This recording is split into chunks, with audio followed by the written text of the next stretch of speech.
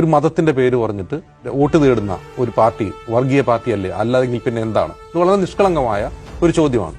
അപ്പോൾ നമ്മൾ എങ്ങനെയാണ് മുസ്ലിം ലീഗ് വർഗീയമാണോ അല്ലയോ എന്ന് തീരുമാനിക്കുക എന്ന് പറഞ്ഞാൽ നമ്മൾ സ്വാതന്ത്ര്യ സമരത്തിന് മുന്നിലേക്ക് പോകേണ്ടി വരും. അന്നത്തെ മുസ്ലിം ലീഗ് ഉണ്ടാവാനുള്ള കാരണം എന്താണ്? അന്നത്തെ മുസ്ലിം ലീഗ് ഉണ്ടാവാനുള്ള കാരണം ഇന്ത്യയുടെ ദേശീയ പ്രസ്ഥാനം എല്ലാ വിഭാഗം ജനങ്ങളെ ഒരുമിച്ച് ചേർത്തിയ ഒരു പ്രസ്ഥാനമായിരുന്നു.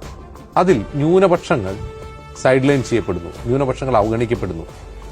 ഭൂരിപക്ഷ കൾച്ചറൽ നറേറ്റീവാണ് ഈ പറയുന്ന ദേശീയ പ്രസ്ഥാനം നയിക്കുന്നത് എന്നുള്ള ഒരു വിമർശനത്തെ തുടർന്നാണ് മുസ്ലിം ലീഗ് രൂപം കൊള്ളുന്നത് തന്നെ.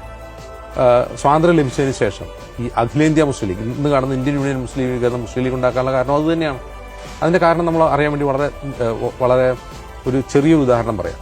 മുസ്ലിം ലീഗ് കേരളത്തിൽ ഇല്ല എന്ന് കരുതുക. മുസ്ലിം ലീഗ് എന്നൊരു പാർട്ടിയേ ഇല്ല, പകരം UDF LDF മാത്രമാണുള്ളത്. അപ്പോൾ UDF-ൽ കോൺഗ്രസ് ആണ് പ്രധാനപ്പെട്ട പാർട്ടി.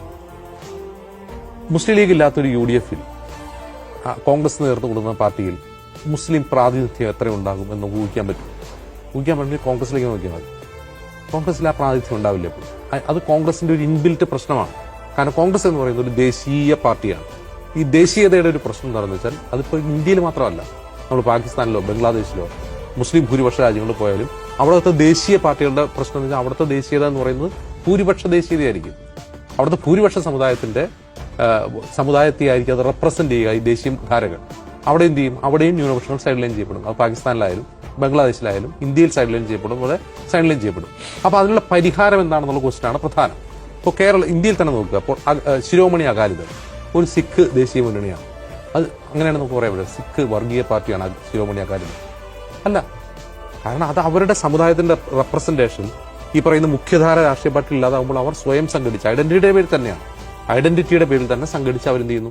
അവർ രാഷ്ട്രീയ പ്രാതിനിധ്യം നേടുന്നതാണ്. സെയിം തന്നെയാണ് മുസ്ലിം ലീഗും. അങ്ങനെ നിരവധി പാർട്ടികൾ നമുക്ക് ഇന്ത്യയിലെമ്പാടും കാണാൻ കഴിയും. മതപരമായി മാത്രമല്ല, ജാതീയമായ റെപ്രസെന്റേഷന് വേണ്ടി സ്വയം സംഘടിക്കുന്ന രാഷ്ട്രീയ പാർട്ടികൾ ഇന്ത്യയിൽ ധാരാളമുണ്ട്. കാരണം ഇന്ത്യൻ സാഹചര്യത്തിൽ അത്തരം പാർട്ടികൾ അനിവാര്യമാണ്. ഇല്ലെങ്കിൽ എന്ത് ചെയ്യും? ഈ പറയുന്ന ആളുകളൊക്കെ സൈഡ് ലൈൻ ചെയ്യപ്പെടും.